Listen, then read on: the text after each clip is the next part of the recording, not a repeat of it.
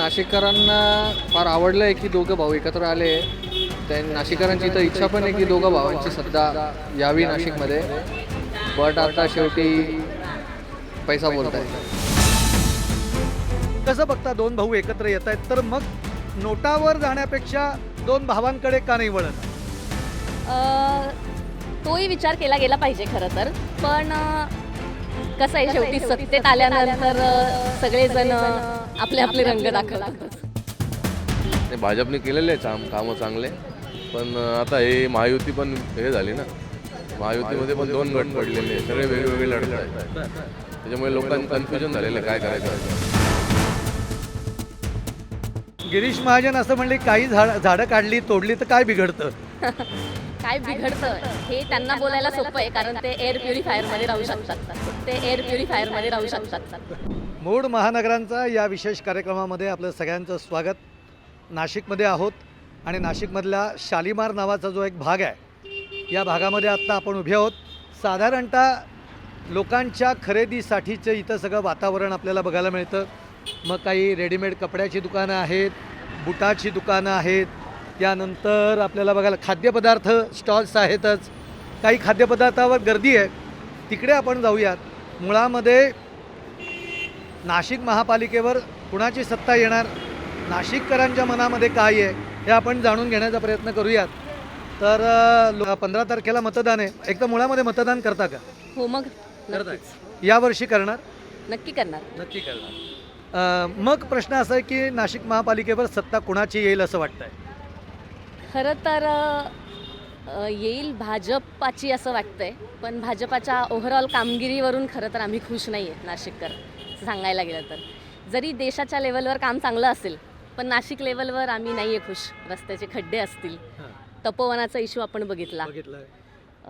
तपोवनाच्या विषयावरनं नाशिककर खूपच नाराज आहेत असं कळलं. हो, आणि नाराज तर आहोत. आम्ही तिथे जाऊन सगळे मोर्चे वगैरे काढले, बऱ्याच साऱ्या सांस्कृतिक ॲक्टिव्हिटी केले वगैरे वगैरे. त्यांनी फक्त स्थगिती आणली आहे आणि आम्हाला असं वाटतं की ही स्थगिती फक्त निवडणुकीपुरताच आहे आणि नंतर त्यांना जे करायचं आहे ते करणारच आहे. गिरीश महाजन असं म्हणले काही झाडं काढली तोडली तर काय बिघडतं? काय बिघडतं हे त्यांना बोलायला सोपं आहे, कारण ते एअर प्युरिफायरमध्ये राहू शकतात. सामान्य लोक नाही राहू शकत.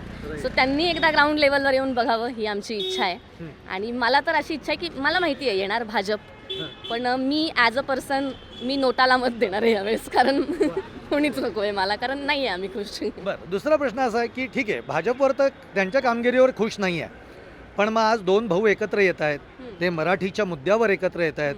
मराठी अस्मिता, मराठीचा मुद्दा, मराठीपण जे आहे ते जगलं पाहिजे. आणि त्यातून आपण जेव्हा नाशिकचा विचार करतो तेव्हा एक हिंदुत्वाचा पगडा हा नाशिकवर आहे, कारण यापूर्वी शिवसेनेची सत्ताही राहिलेली आहे. कसं बघता दोन भाऊ एकत्र येत आहेत तर मग नोटावर जाण्यापेक्षा दोन भावांकडे का नाही वळत? तोही विचार केला गेला पाहिजे खरं तर. पण कसं आहे शेवटी सत्तेत आल्यानंतर सगळेजण आपले आपले रंग दाखवतातच. तर म्हणजे हा इशारा कोणाकडे, मनसेकडे आहे की शिवसेनेकडे आहे? सगळ्यांकडेच आहे. तर बघूयात कसं आहे काय आहे. आणि जे माझ्या प्रभागातले जे उमेदवार आहे त्यांच्याकडून मला जरा म्हणजे जरी त्या लेवलवर मला चालेल एक वेळेस मनसे शिवसेना, पण मी प्रभागाचाही विचार करता मला असं वाटतंय की नाही होते यावर्षी काही. म्हणजे यावर्षी नोटाकडेच जावं आपण. बरं, एकूण प्रश्न पण खूप आहेत की जे या सत्ताधाऱ्यांनी सोडवलेले नाही आहेत. त्यातून ट्रॅफिकचा मुद्दा आता नाशिकमध्ये खूप मोठा होतोय. काय वाटतं की कोणते असे प्रश्न आहेत तुम्हाला वाटतं? हेच आहे की रस्ते छोटे आहेत, पण मॅनेजमेंट झालं तर होऊ शकतं. आणि मला हा मुद्दा मांडायचा आहे, ट्रॅफिक म्हणजे अतिक्रमण असेल किंवा नाशिकमध्ये सगळ्यात खूप मोठा प्रॉब्लेम आहे बिल्डर्स लोकांचा. त्यांना अतिक्रमणच करायचं आहे आणि त्यांना कुठेतरी सरकारचा पाठिंबा आहे, कुठेतरी सरकारला 4 पैसे खाऊ घालून आपण कुठेही इमारत उभे करू शकतो हे त्यांना माहिती आहे. त्याच्यामुळे मागच्या 5-7 वर्षांपासून आपण किती व्हास्ट होत चाललं आहे सगळं बघतोय. गरजेचं आहे, घरं बांधली गेली पाहिजे, पण पर्यावरणाचा विचार केला गेला पाहिजे. आणि मला असं वाटतं की जर सत्ता बदलली तर मग जे कोणी पुढे येईल मला काहीच प्रॉब्लेम नाही. भाजप येऊ, शिवसेना येऊ, मनसे येऊ, काहीच प्रॉब्लेम नाही. पण बिल्डर्स लोकांना थोडंसं काबूमध्ये आणलं पाहिजे आपण असं वाटतंय. कारण तुम्ही बिल्डरांचा मुद्दा छेडलात. आता तुम्ही एक महिला आहात, आज भाजपमध्ये तर गुंडांचं खूप इनकमिंग झालेलं आहे, तसं अनेक पक्षांमध्ये होत आहे. महिला सुरक्षित नाहीत ही खूप मोठी भावना आहे, सगळीकडेच आहे. ती नुसते नाशिकमध्ये नाही, पुण्यामध्ये पण आहे. इथली काय स्थिती आहे आणि काय वाटतं? नाही पुणे- मुळामध्ये गुंडांना प्रवेश दिला जातोय, त्यांना तिकीटं दिली जात आहे. मुंबई पुणेपेक्षा सेफ वाटतं नाशिक.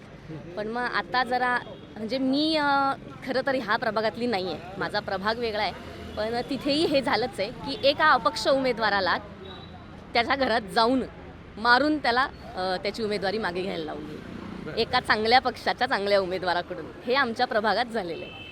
तर आता तुम्ही जनतेने नक्कीच विचार करावा ह्या सर्वाचा की आपल्याला काय करायचं आहे. आणि मी स्त्रियांना तर हेच सांगेल की स्वतःच्या सुरक्षिततेकडे बघा, सरकारवर अवलंबून राहू नका. क्या बात. काय वाटतं, महापालिकेवर सत्ता कोणाची येईल असं वाटतं? आत्ताचं चित्र काय? येणार तर शक्यतो धनुष्यबाण. सध्या एकनाथ शिंदेंच्या शिवसेनेचं वारं जोरात आहे. हो, एकनाथ शिंदेचा वारा जोरात आहे, म्हणून शक्यता आहे की धनुष्यबाणाची सत्ता यावी. बरं, पण दोन भावांची म्हणजे परवा सभा झाली, उद्धव ठाकरे राज ठाकरे. एकूण अभूतपूर्व अशी गर्दी होती सभेला. दोन भाऊ एकत्र येत आहेत, मराठीच्या मुद्द्यावर येत आहेत. आज 19 वर्षानंतर दोघा एकत्र आलेत. याकडे कसं बघतंय नाशिककर? नाशिककरांना फार आवडलं आहे की दोघं भाऊ एकत्र आले. त्या नाशिककरांची तर इच्छा पण आहे की दोघं भावांची सत्ता यावी नाशिकमध्ये.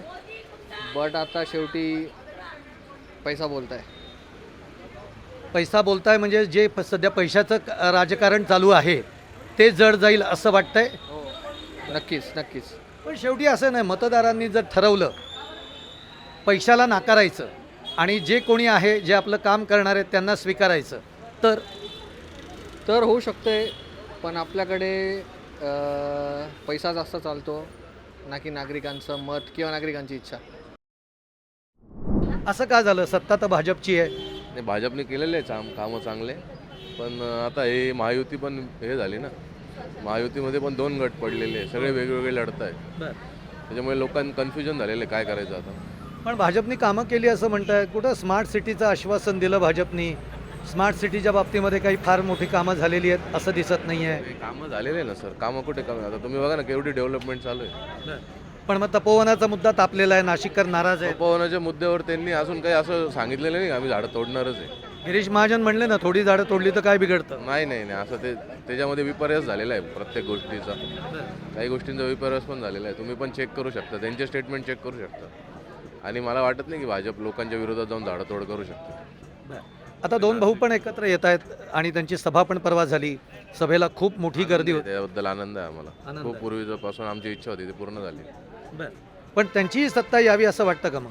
सर, सत्ता सगळ्यांना वाटतं सगळ्यांची यावी, तर शेवटी लोकांच्या मनावर आहे काय आहे काय. आणि नाशिककरांच्या मनावर आहे आता काय घडू शकतं इथून पुढे. पण याआधी शिवसेनेची सत्ता राहिलेली आहे, म्हणजे शिवसेनेचे महापौर राहिलेत, मनसेचा एकदा महापौर राहिलेला आहे. त्या काळामध्ये कशी कामं झाली आहेत त्यांच्या काळामध्ये? मनसेच्या काळात चांगली कामं झाली होती, भरपूर चांगली कामं झाली. मनसेच्या काळात बॉटॅनिकल गार्डन झालं होतं, त्याच्यानंतर गोदाघाटचा चांगला प्रकल्प झाला होता. त्याच्यानंतर भरपूरसे असे चांगले राजसाहेबांचे चांगले विचार होते की काय करता येईल असं. त्यांना जी प्लॅन सिटी करायची होती, पण त्या काळात नंतर काय झालं ते आम्ही पण नाही सांगू शकतो, सामान्य नागरिक नाही सांगू शकतो. सध्या पळवापळवी खूप झाली, म्हणजे या पक्षातनं त्या पक्षामध्ये. त्याच्याकडे कसं बघताय? म्हणजे आता ह्याच मनसेचं आपण उदाहरण घेतलं किंवा नीतिमत्ता संपली आहे सर. नीतिमत्ता लोकांच्या, नगरसेवकांची कसं काय आता त्यांना पुढे काय कुंभमेळा दिसतोय. कुंभमेळ्यामध्ये त्यांना काय पाहिजे ते प्रत्येकाच्या ह्याच्यावर डिपेंड आहे आणि प्रत्येकाचा मतदारसंघ ठरलेला आहे. त्याप्रमाणे सगळं चित्र. आणि आपण काही डिस्काईड नाही करू शकत की. आणि हे स्थानिक इलेक्शन आहे, हे काय राज्यव्यापी इलेक्शन आहे. स्थानिक मुद्दे महत्वाचे आहे त्याच्यामध्ये. स्थानिक प्रश्न आहे आणि स्थानिक प्रश्नासाठी जो तो नगरसेवक महत्त्वाचा ठरतो तिथे. आणि नगरसेवक म्हणजे कसं घरातला आहे आपल्या, कधी फोन करू येऊ शकतो. मधल्या काळामध्ये इकडे म्हणजे बिनविरोध निवडून आले अनेक महाराष्ट्रामध्ये अनेक ठिकाणी का म्हणजे प्रतिस्पर्ध्यांनी माघार घेतली आणि मग उमेदवार बिनविरोध निवडून आला, अशी स्थिती अनेक ठिकाणी. नाशिकमध्ये आहे असं काही? नाही, नाशिकमध्ये तर कोणी बिनविरोध नाही आला अजून. बिनविरोध नाही आलेलं. नाही. ते एक सुदैव आहे नाशिकचं असं म्हणूयात, कारण काही ठिकाणी बिनविरोध निवडून आलेले आहे. हां, आम्ही पण ऐकलं असं, पण नाशिकमध्ये तर नाही बिनविरोध कोणी आला अजून. पण सध्या जो असा पॅटर्न सगळा सुरू झाला आहे बिनविरोध निवडून येण्याचा, तुम्हाला पटतोय हा? कारण याच्यातनं मतदानाचा हक्क हा तुम्ही एक प्रकारे हिरावून घेता असं नाही वाटत? सांगता येत नाही ते बिनविरोध कसे आलेत काय, त्याच्यात आपण म्हणजे आपल्या शहरात तर काही झालेलं नाही आहे बरोबर आहे. आणि आपल्या शहराचा विकास व्हावा ही आमच्या सामान्य नागरिकांची इच्छा आहे. एकूण आपण बघतोय की शुकशुकाट आहे आणि नाशिककरांच्या मनामध्ये संमिश्र भावना आहे. भाजपची जरी सत्ता असली तरी भाजपनी काम केलेलं नाही आहे हे देखील नाशिककर म्हणत आहेत.